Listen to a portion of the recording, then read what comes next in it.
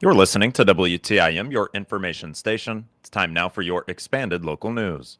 A Pana man has been sentenced to 18 years in prison following an investigation by the Illinois State Police into the possession and distribution of child sexual abuse material. 31-year-old Braxton D. Schaffenacker was sentenced on Tuesday in Christian County Court after pleading guilty to one count of child pornography, reproducing or moving depictions. As part of the plea agreement, counts 2 through 8 were dismissed. Schaffenacker will serve 18 years in the Illinois Department of Corrections, with credit for 263 days having already been served. He must serve 50% of his sentence and will be on mandatory supervised release for 3 years to life following his prison term. According to the Illinois State Police Division of Criminal Investigation, the case began in January of 2025 when agents within the ISP Zone 4 Major Crimes Unit in Springfield learned that a subject was possessing and disseminating child sexual abuse material. During the investigation, ISP investigators assigned the Illinois Attorney General's Internet Crimes Against Children Task Force gathered digital evidence indicating that Schaffenacker possessed the material at his residence in Christian County. On February 13th of 2025, state police, along with the Pana Police Department and the Office of the Illinois Attorney General, executed a search warrant at Schaffenacker's home and took him into custody. He was initially charged by the Christian County State's Attorney Office for dissemination of child pornography, a Class X felony, and possession of child pornography, a Class 2 felony. The Illinois State Police encourage anyone with information about crimes against children to report their tips anonymously through the National Center for Missing and Exploited Children's Cyber Tip Line, which is at cybertipline.com. Resources for parents and survivors can be found through the Illinois Attorney General's website at illinoisattorneygeneral.gov/online-safe. The Taylorville Kiwanis Club heard about club projects for local children and youth at their Tuesday noon meeting at the Moose Lodge. It was the club's monthly business meeting where committee chairs reported on the many activities it's involved in to raise money locally and turn those dollars into making the lives of local kids better. Kiwanis Student Leadership Chair Will Perkins reported on a recent visit by 4 members of the club to the Taylorville High School Kiwanis Key Club. Will, along with President Tim Sutton, Spiritual Aims Chair Dick Wamsley, and Public Relations Chair Randy Miller, visited with the 25 Key Club members at the meeting. Kiwanis Priority 1 Chair Bruce Blanchard shared via text that this year's distribution of winter coats, hats, and gloves was taking place this week for Taylorville Head Start students. The club provided some $1,300 worth of purchasing the items as a result of its ongoing fundraising. Kiwanis Treasurer Blaine Cornwell reported that $2,132 was raised during the October 2nd or October 2-day Kids Day monetary donation drive, and club members volunteering to man selected gates at the Illinois State Fair netted the club $1,485. The Taylorville Kiwanis Club is part of a global organization of volunteers dedicated to improving the world one child and one community at a time. Weekly meetings are held Tuesdays at noon at the Taylorville Moose Lodge, and for more information on the club, go to taylorvillekiwanis.com. Dirt is moving in Taylorville, and future projects will ensure it continues to do so. Recent work around the Taylorville Food Center will be followed by a repaving project on West Main Cross. Other construction-related wishes are running into roadblocks, but the city hopes to resolve them in due course. Taylorville Mayor Bruce Berry is watching over all of these developments and many more. He says new incentives for businesses on the Taylorville Square are helping them improve the area aesthetically. George's Candy Shop, the guy did a great job on that, and I think this is all back to when we decided to give the business development district the 1% sales tax, where we got money to improve these old buildings and things. We offer a little percentage incentive. We'll give them up to $50,000 if they spend $200,000 revitalizing their buildings. So I think it's worked out great, and that's where you see a lot of these buildings getting done legendary, and Fur Love's taking advantage of it.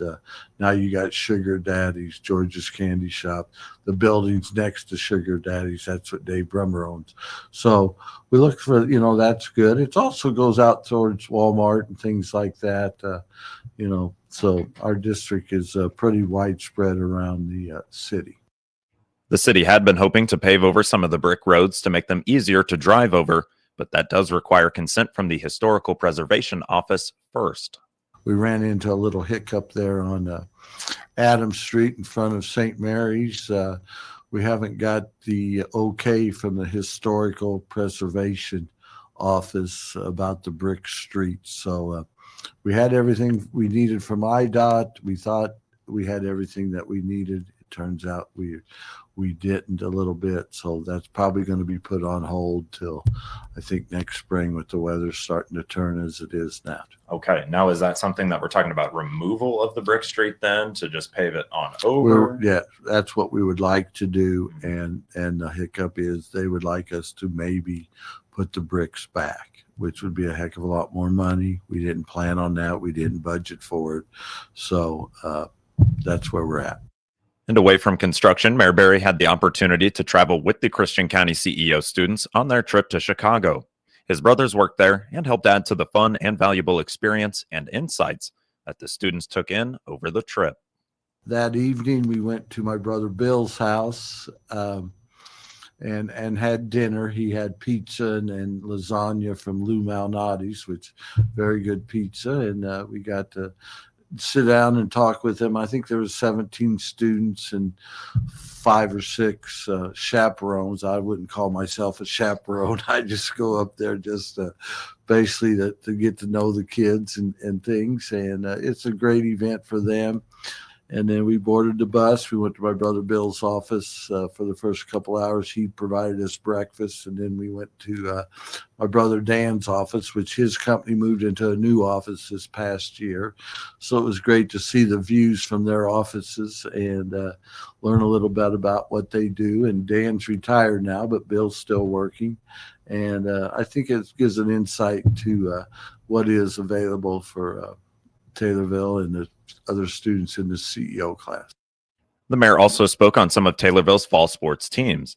At a city council meeting 7 years ago, he invited the unbeaten junior league team to be honored. Those players, of whom many of are on the high school varsity team this year, are now seniors. And then Friday night, of course, I went to the football game at Rochester.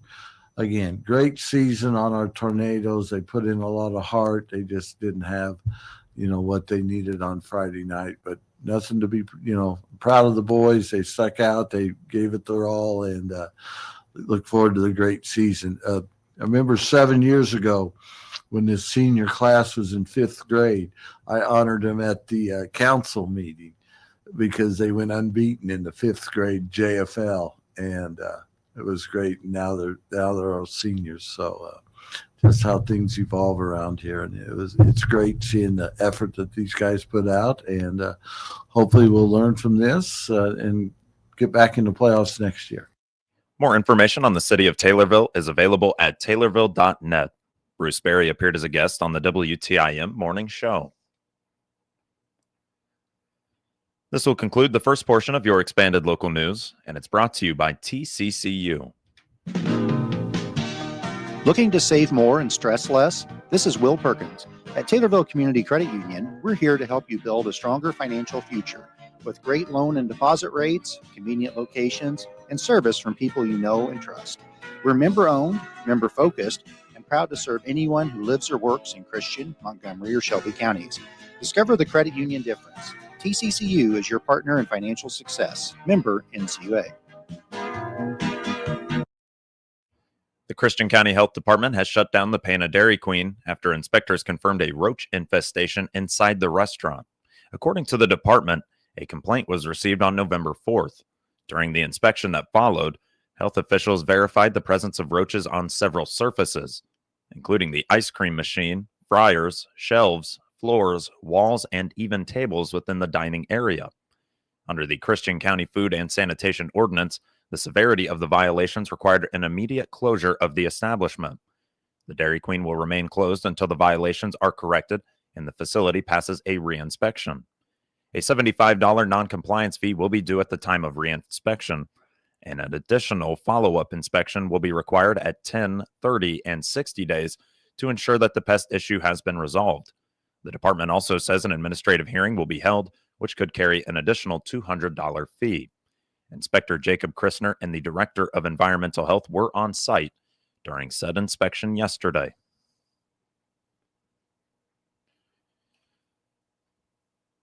Moulton Middle School in Shelbyville is preparing for their annual Veterans Day program and inviting community members, especially those who have served, to attend. With school closed on the holiday itself, the event will take place on November 10th. The Veterans Breakfast will begin at 8:30 that morning, with the main ceremony commencing just an hour later. The tradition has lasted nearly a quarter century, and organizers find meaningful ways every year to pay tribute to veterans, of whom there are many within the area. Russ Tomlin is the principal at Moulton Middle School. He says from the food to the performances, everything is put together in-house. One of the things that we've done in the last couple of years is really try to do everything as much internally as possible so that, we can consistently, know what we're going to have. And so our culinary club at the high school is actually who has been catering that the last couple of years. Nice. And so it's great. You get a chance for those kids to practice some skills, the things that they're learning in that club, and then actually, putting it into use.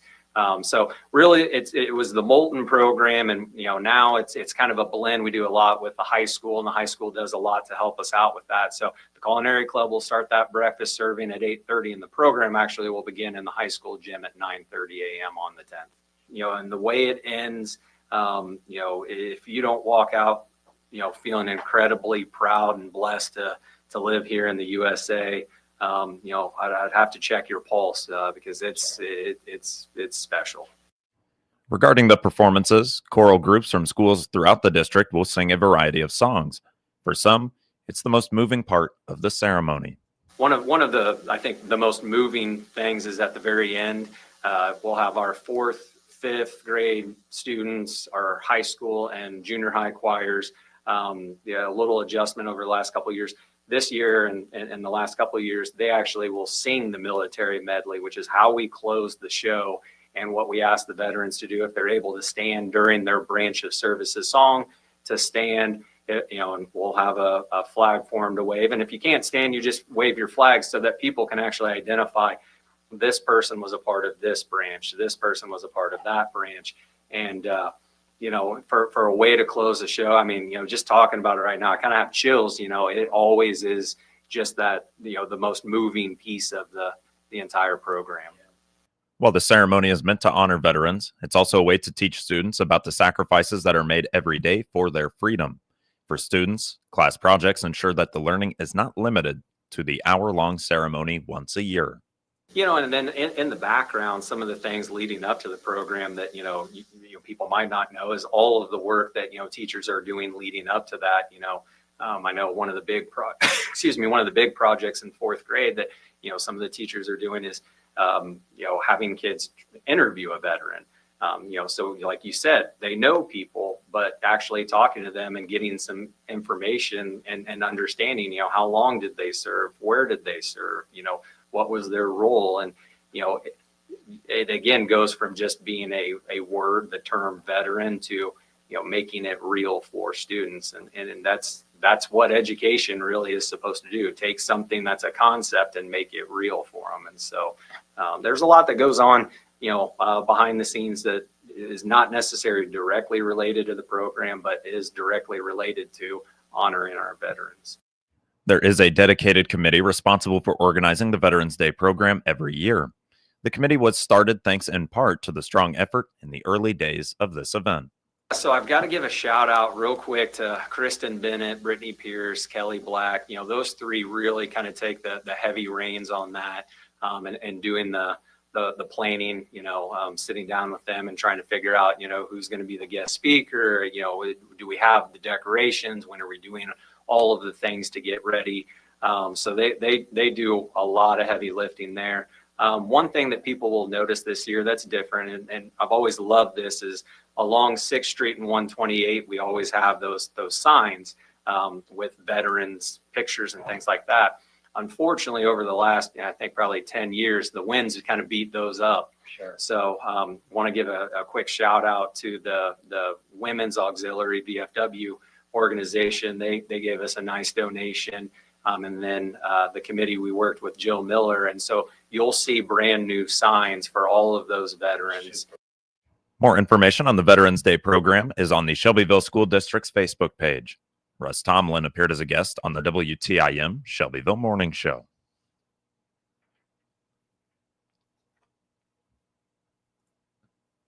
What can Illinois expect for November weather as we slowly creep into the month?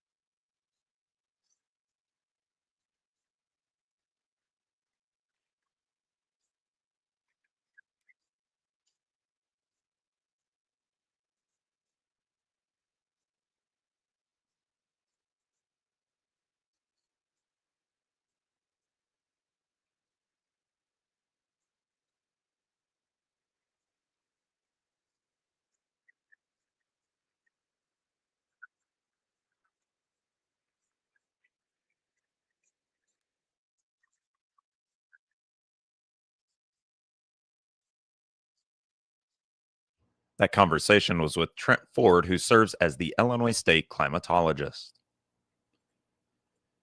This will conclude the second portion of your expanded local news, and it's brought to you by CNB Bank and Trust.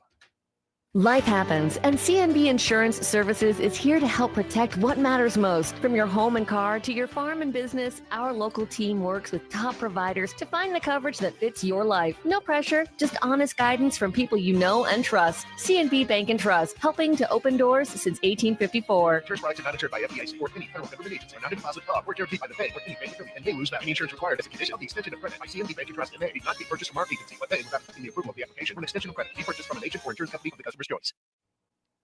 Moving now to obituaries, which can be found at TaylorvilleDailyNews.com and are brought to you by Sutton Memorial Home. This is Chad Sparks. When you lose a loved one, your choice for making final arrangements should be with the compassionate family at Sutton Memorial Homes. They know the death of a loved one is difficult. Austin and Evan at Sutton's and the entire staff have devoted themselves to loving and caring for those in their community in their time of need. You can trust Sutton Memorial Homes to assist your family in making final arrangements that will be a tribute to your loved one. Sutton Memorial Homes, caring is what they do best. 61-year-old Michael Dean Wicker of Taylorville died on November 2nd. Visitation is November 7th from 10 a.m. until 11 a.m. at Sutton Memorial Home in Taylorville. Funeral service will be November 7th at 11 a.m.